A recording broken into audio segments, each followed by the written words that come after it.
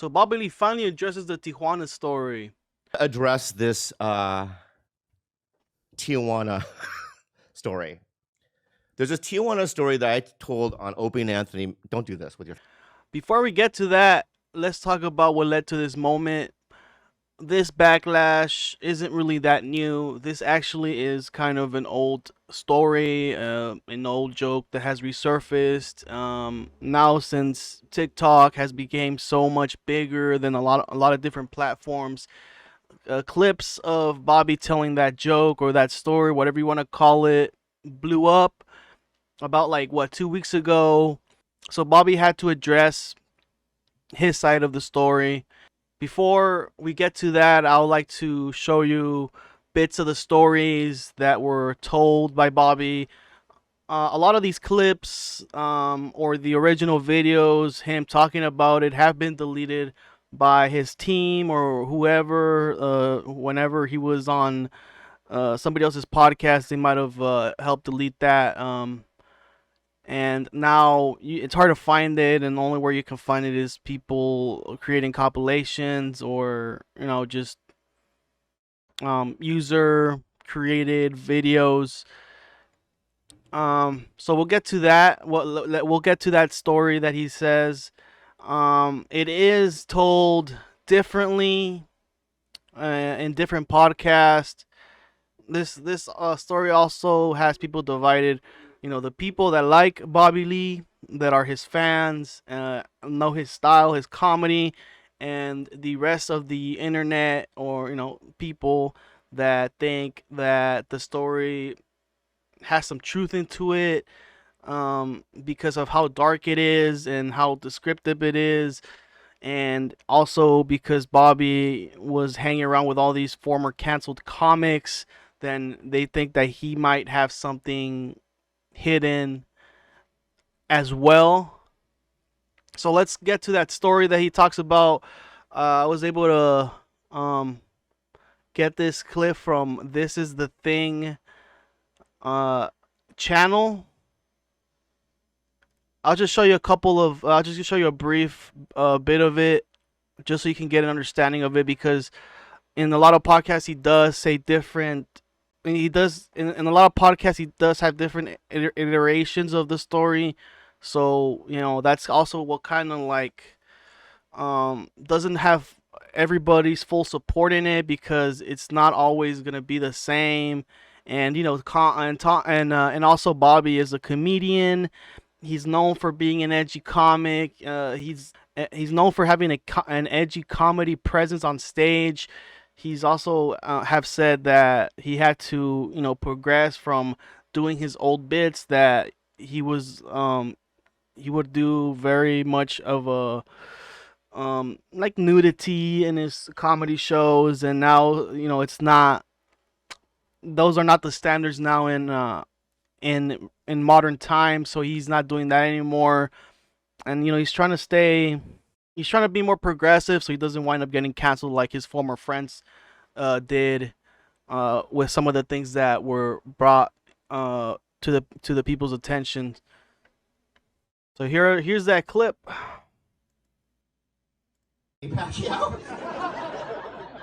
Bobby Lee, shut the fuck up, bitch! No, you fucking raped a 12-year-old girl, dude. You raped a 12-year-old girl in Tijuana. I didn't rape a 12-year-old girl. Yeah, you fucking did, dude. You told this story 4 times. She was 12, dude. That was the age you said. She was fucking 12, dude. You raped a 12-year-old girl in Tijuana. Tell me about Tijuana. Tijuana, what's going on in Tijuana? Tijuana. So that clip was from this woman who heckled Bobby when he was on stage and confronted him about the story. Bobby has since denied it. That was from 2 years ago. Tijuana, what's up in Tijuana? And I have never raped anybody else. Why are you so defensive? And there was this girl that was facing the wall. And that's the one I want, obviously. the one you can't see. The one that doesn't want to be there. Yeah. Okay, I only did one weird thing. So I take this girl up there.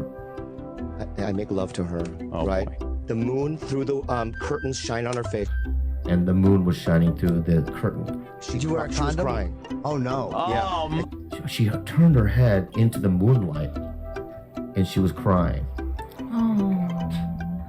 Yeah, she was weeping like snot bubbles. Yeah. Yeah, snot bubbles. God. Snot bubbles. He said snot bubbles. Yeah. And you can see tears coming down her face and snot bubbles. And she's shaking. So I do what any other guy would do, and I started power fucking her. And I felt so bad that I power fucked her afterwards. And I look, and she looked like Natalie Portman. What? Yeah, but like in the professional. Hello, everyone. So that was the most damning thing that people are sticking to, is that reference that he made about a young Natalie Portman in the professional.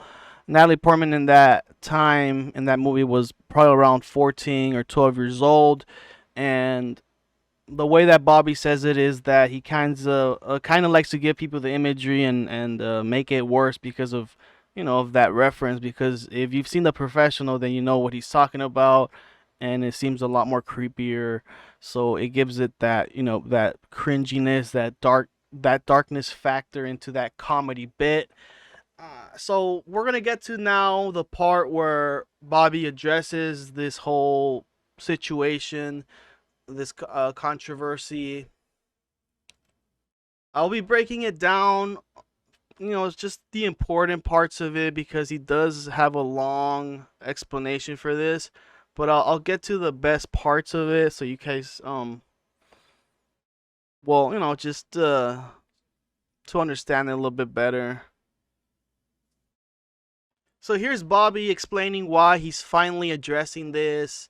He was told by people, like, don't explain it, you don't need to explain it, like, people are not gonna understand. But Bobby's been thinking about this for a long time, and now since it got brought up again, he feels the need to finally explain the whole story, the whole joke to everybody, just so they can get an understanding of the real intention, and not having and not having perceived as a creep or anything else they're saying negatively online. So here's that.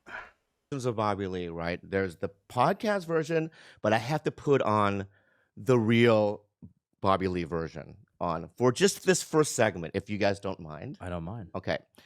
So I want to address this Tijuana story. There's a Tijuana story that I told on Opie and Anthony. Don't do this with your fucking thing. Don't do that. I told many, many years ago on Opie and Anthony, and there's been an uptick, an uproar about this story, and I've always wanted to talk about it, but the people around me are like, you know what, you didn't do anything, it'll die down. But I'm always like, yeah, but I can explain it. And people are always like, yeah, I don't think you should, because you don't want to you want people to focus on it. And this last couple of weeks have been so bad. I just need to say something, and I'm not, it's easily explainable. And so let's start from the genesis of the beginning. So here's Bobby explaining why he started saying these jokes, what led to that, and it's because of Opie and Anthony. Also, like, his comedy wasn't doing so good, he wasn't selling. So a good way to promote yourself is to go on radio at that time. And like when he was on Opie and Anthony, like, they would make fun of him. So to get ahead of them making fun of him, he will make fun of himself to beat them to the punch, basically. So here's that. So then the following year, I go back to Caroline's, and they go, "You didn't sell any tickets," and fucking, Opie and Anthony is on the fucking schedule, and I go, "What? I don't want to do it. Don't make me do it." And they go, "You have to, right? I mean, no one's gonna come," and they have a big audience. So this time I was like, I'm gonna do two things differently. The first thing I'm gonna do is self-deprecation. Because what happened before was, like, they make fun of you, right? And so I wanted to get ahead of it, and I was like, no, I'm going to rip myself apart. And the second thing I did was, I'm just going to say the craziest shit they've ever heard, because that's what that show was, right? You have to understand, it was before cancel culture and and the things that we're saying were, you know what I mean, at a high level of shock. And I was just like, you know what? I mean, yeah, you ate like bull testicles. I know. on there. Absurdity. It's absurd. Right. It was delicious, by the way.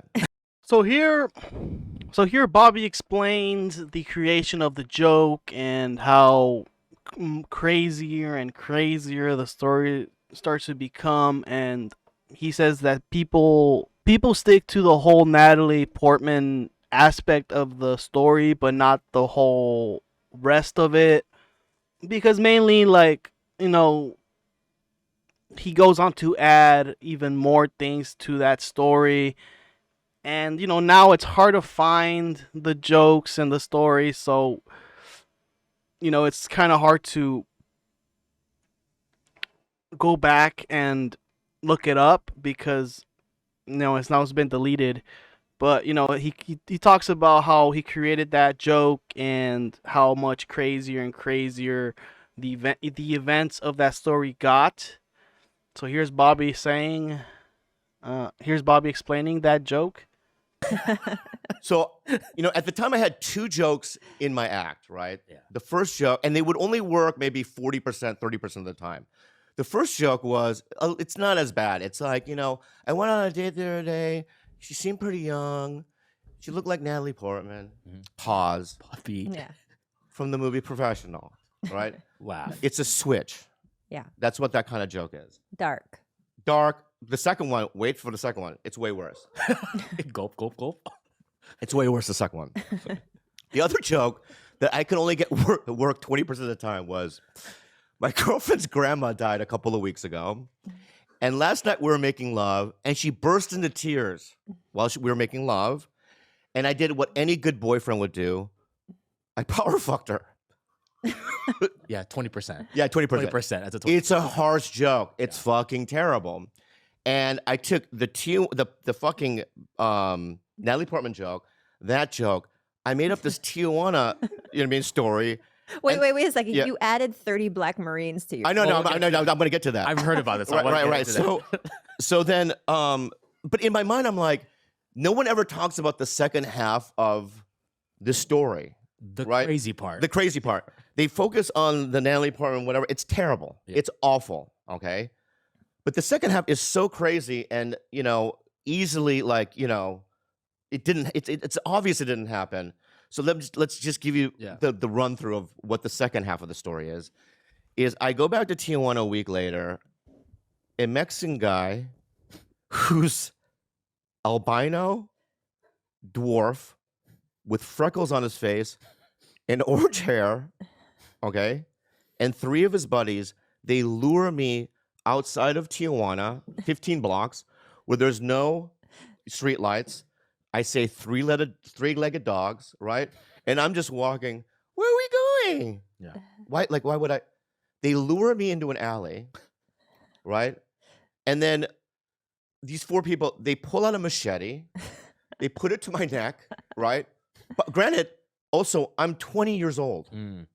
You know, I mean, look at any photos of me at 20 years old. I'm just this tiny little guy, machete to the neck. I somehow escape, right? Then I run 20 blocks in the pitch black because there's no lights, running. And I remember I said this joke. I was running like Carl Lewis, Yep. because there was no Hussein Bolt back then. Yes. Okay, Oh, that's That was true. it's true. Right, there's no reference Hussein. This is There's no Usain Hussein Bolt. right? And then out of nowhere, 30 black, All black. all black U.S. Marines. They show up. They scare. I mean, not Mexican Marines, right? No, not Mexican. Yeah. And they show up and they scare the 4 guys. They chase after the 4 guys, even the little dwarf. You know, can I say dwarf? The redheaded albino dwarf with Little freckles on his. person. You know. You can say that, yeah. Yeah. And then these 30 black Marines, they walk me to the border. I have a question. I know, what was the inspiration for 30 Black Marines in your story? Also, an albino with. Here is Bobby revealing one of his infamous stories that is quite popular online about him getting molested by a Down syndrome kid for some candy. When I was in when I was 9, I got molested by a guy with Down syndrome. Don't laugh, Brandon. I'm not laughing. Why'd you laugh? It's just That's fucking rude. It's such a curveball. I know. Can I just say something? and he says that was obviously a fake story. He never really got molested, and it was all for comedy. And here's that clip. Do what I do now through that show, and I became Which friends. is like absurd storytelling. Yeah, it's crazy storytelling. I want to also give you guys an example of that, and I hate giving shit away. Mhm. I was never molested by a guy with Down syndrome. Surprise, everyone. It was a joke that I said on stage, right?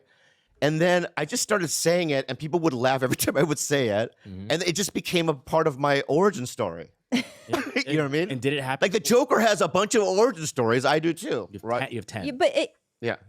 Bobby says that some of his friends call him out on his stories, tell him that, hey, that's not what actually happened. That's not what really happened, and you're making it up. And here's Bobby's take on that. So it's like I remember my brother going one time. We were like driving to Koreatown, and he goes, "You were never molested by a guy with Down syndrome." I go, "I know." You know what I mean? Oops. And I go, "But you can't say anything." But also, like 90% of your act, even today, is not real shit about me. You talk about crazy shit know. about me that's like not fucking real. Not only that, like we've had guests on the show that said, "Hey, you told that story about us, and that never happened, or it's completely wrong." Yeah. Right? And there's provable, moments, hundreds of There's them. a lot of evidence. But my question is like, I don't know, like it's pretty obvious that at least for me, even before I knew you, like I'm going to Bobby Lee for comedy, Yeah. not autobiographical nonfiction. Yeah. Like that's just as simple as But that. I do. So here's Bobby acknowledging that the joke that he said, was very tasteless and very messed up, and he knows that he did do a wrong thing. Here's that clip. I do want to say I understand the uproar. It was a tasteless, fucked up joke. Yeah, because at the time when I said it, I literally didn't think anything of it. It was just like almost like prerequisite. Is that the right word? Mhm. Yeah. How do you say it? Prerequisite. Prerequisite, right? It was like almost encouraged to say crazy shit. I never thought about it. Mhm. When I listen to it now, it puts a chill down my spine. It's terrible because I changed with society, right? And I look at that fucking story and I feel guilt over it. It's fucking terrible. It was stupid to say it as many times as I said it. I do want to, or it's completely wrong.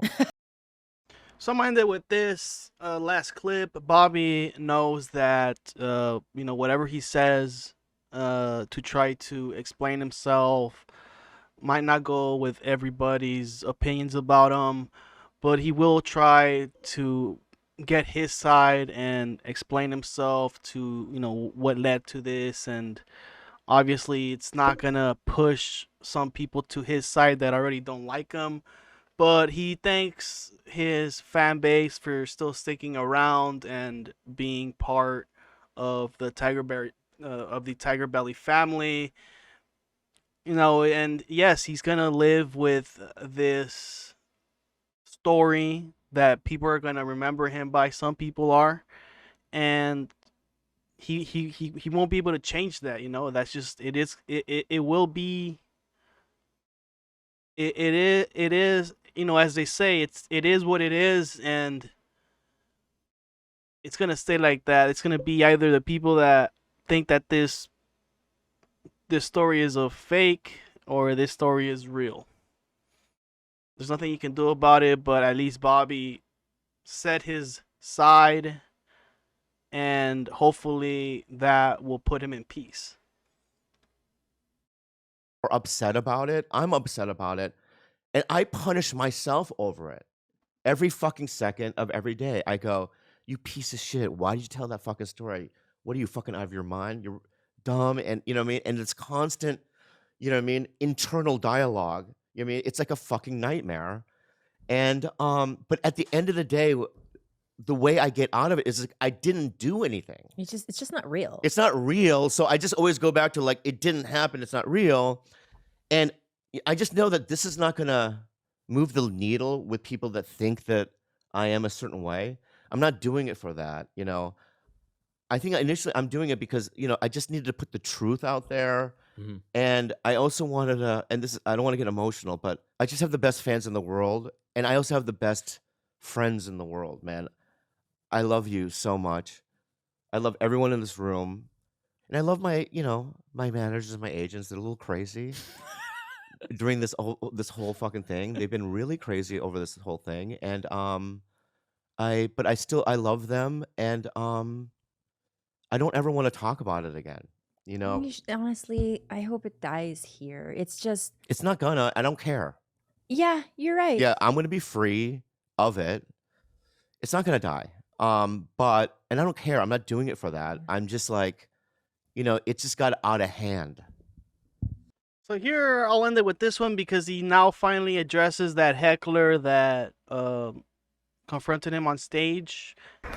I'm waiting on Hollywood Boulevard or Sunset Boulevard next to the Comedy Store where it's legal for me to protest. I'm protesting the career of Bobby Lee. He's a pedophile. He's admitted to being a pedophile 4 times on 4 different podcasts. Bobby Lee is a Shut the fuck up, bitch! No, you fucking raped a 12-year-old girl, dude. You raped a 12-year-old girl in Tijuana. I didn't rape a 12-year-old girl. Yeah, you fucking did. You told this story 4 times. And apparently Joe Rogan hit him up and gave him a call. So here's that clip.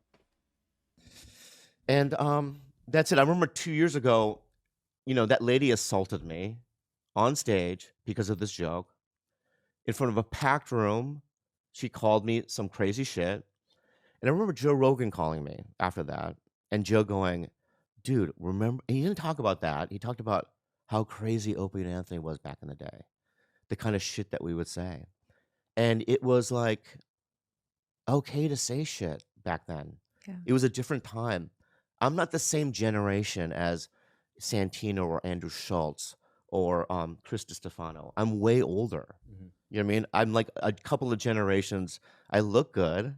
You know what I mean? Yeah, you do. I look good. Stunning. Yum yum. And I'm still relevant. Oh yeah. But I'm still older than those guys. So I've seen different periods in comedy. I was around when comedy was completely dead and no one would go to comedy clubs. I was there during the uprise of it, and I was able to benefit during the podcast years. I was there during the shock jock years.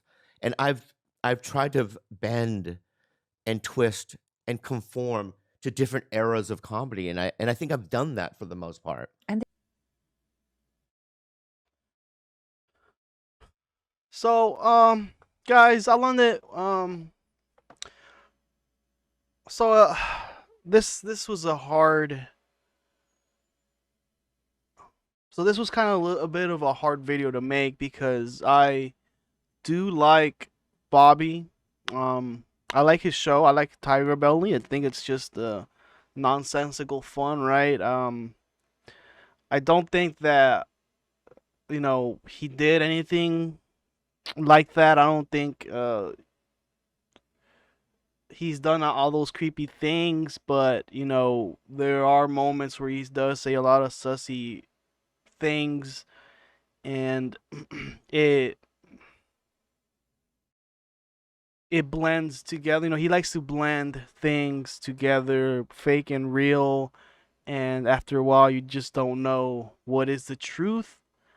But that's just Bobby's style of comedy. He's got to be on every week, talk about something, and eventually the stories are going to get crazy. There have been some moments recently where he has gotten some backlash, even now, like even making fun of certain people, saying certain stories. Like the only problem that that kind of, I know people are trying to cancel him over this, but like it's just a story.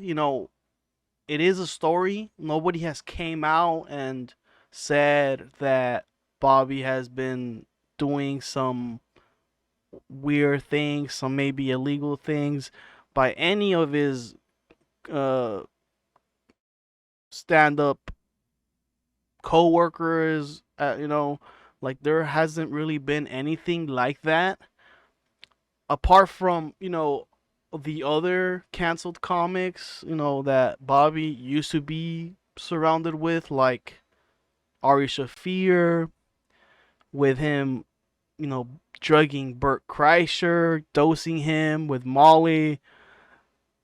He briefly got canceled for that. He briefly got canceled for making fun of the Kobe Bryant death.